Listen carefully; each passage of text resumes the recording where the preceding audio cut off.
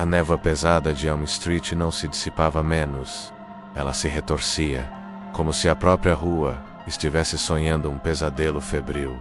Dabura pairou sob o céu cor de morte. Seus olhos amarelos, verticais como os de um tigre, percorreram as fachadas deterioradas das casas. Ele não sentia medo, não sentia dúvida, apenas uma curiosidade antiga, como um colecionador diante de uma raridade perturbadora.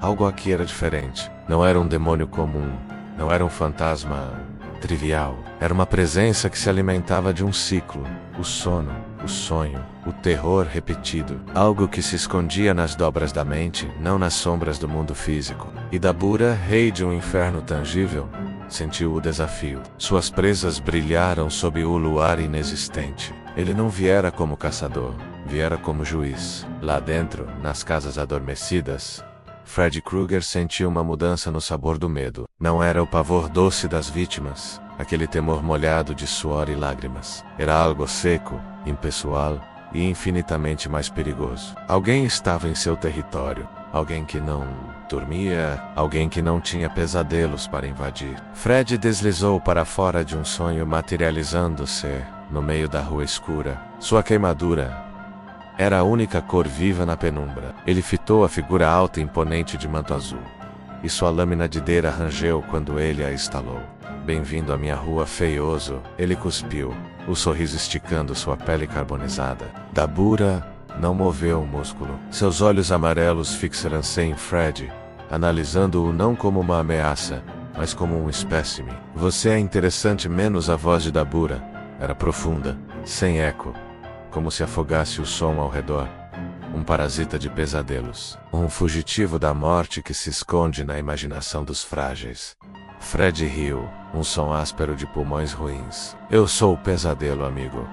E você é só mais um sonho ruim para eu cortar fora. Ela não correu, simplesmente apareceu na frente de Dabura, as lâminas sibilando em um golpe rápido, o suficiente para cortar o pensamento de um homem. Elas pararam a 1 centímetro do pescoço de Dabura, presas no ar por uma força invisível. Pela primeira vez, o sorriso de Fred vacilou. Dabura inclinou a cabeça. Suas garras são medo solidificado. Elas cortam carne e espírito. Mas ele ergueu a mão, e o ar ao redor de Fred começou a escurecer e pesar. Não tenho medo.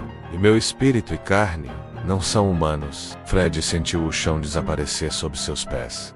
Ele não estava mais em Elm Street. Estava em um vácuo negro, sem som, sem cheiro, sem almas, para aterrorizar. A escuridão era absoluta, e pela primeira vez em séculos, Fred Krueger sentiu tédio. O vazio não doía, não aterrorizava. Apenas existia infinito e indiferente. E o que é isso? Sua voz soou pequena, sem o habitual tom de deboche. Isto é a ausência de sonhos menos a voz de Dabura, veio de todos os lados ao mesmo tempo. O silêncio que existe entre os reinos, o lugar onde coisas como você deixam de ser lembradas.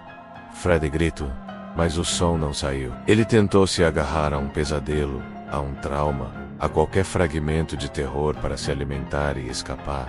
Não havia nada. A escuridão não tinha memórias. Dabura observou a forma de Fred começar a se desfazer não em sangue, mas em fagulhas de energia pálida e esquecida. Você se alimenta do medo, sussurrou o rei demônio. Mas, e quando não há mais ninguém para sentir medo de você? Fred Krueger, o senhor dos sonhos, dissipou-se como fumaça na correnteza. Seu último suspiro, um eco de riso, que nem mesmo ele conseguia mais ouvir.